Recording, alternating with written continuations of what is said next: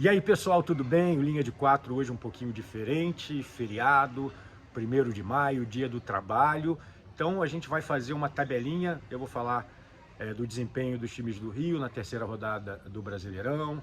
Passo a bola para o Alê para falar dos times de São Paulo, Alê, Bob em Belo Horizonte, Bob, Caco da Mota no sul do Brasil.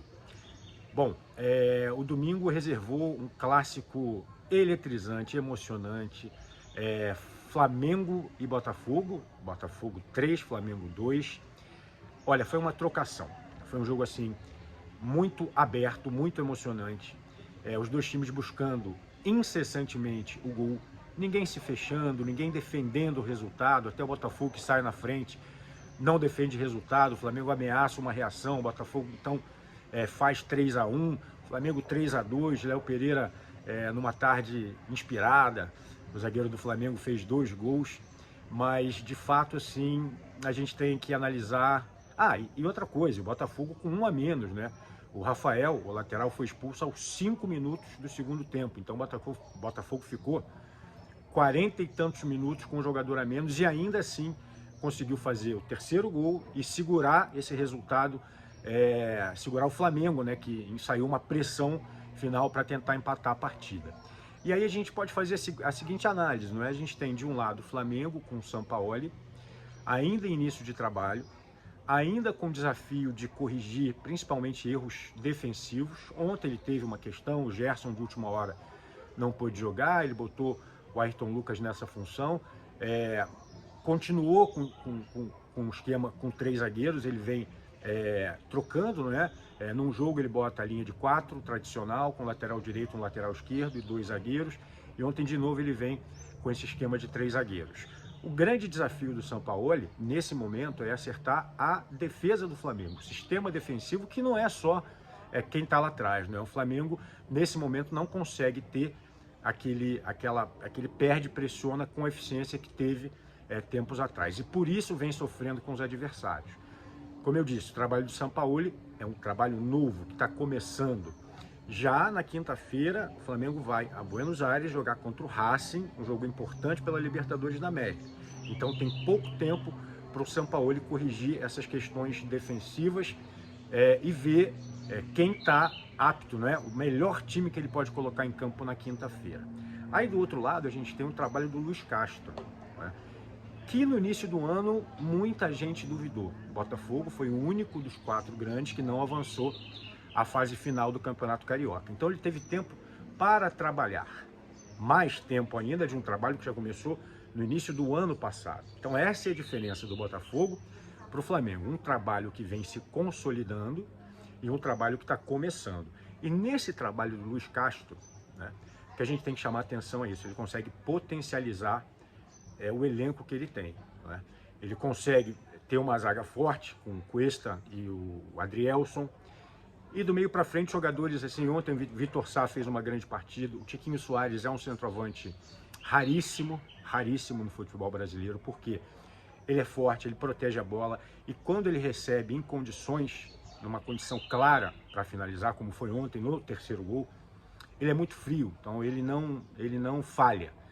E isso é um ponto muito alto do Botafogo, é um conjunto do Botafogo e um trabalho que vem se consolidando com o técnico Luiz Castro. O que pode acontecer? Acho que ninguém imaginava o Botafogo liderando o campeonato. Ok, são só 3 rodadas. 3 rodadas e 3 vitórias.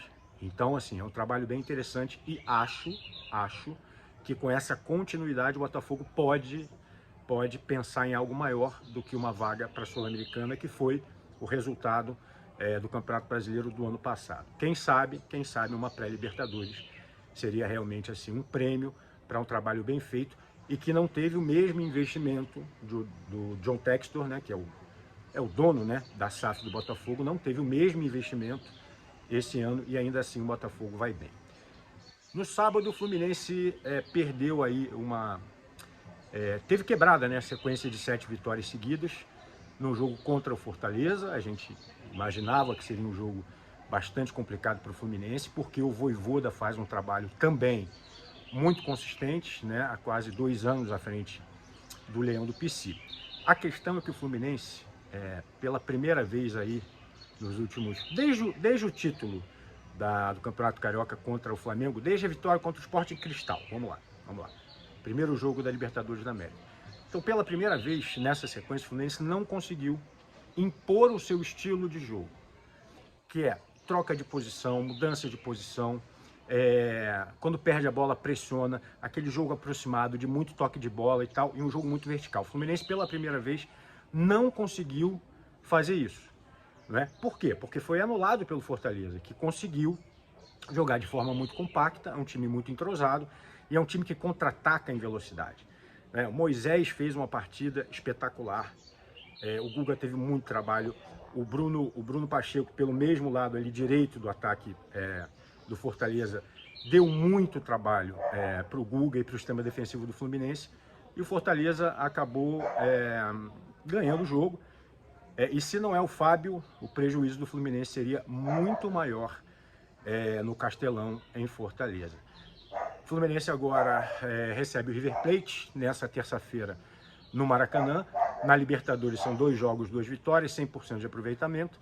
Então, vencendo o River Plate, o Fluminense encaminha bem aí a classificação para a fase de mata-mata da Libertadores da América. Lembrando que, voltando ao Brasileiro, o Vasco enfrenta o Bahia em São Januário, fechando aí a terceira rodada do Brasileirão, e vai ser mais um termômetro interessante para a gente avaliar, não é? Nos próximos dias aí, o que o Vasco pode sonhar nesse Campeonato Brasileiro. O início, assim como o do Botafogo, é bastante interessante. Então vale a pena ficar ligado aí também nesse encerramento da terceira rodada do Brasileirão.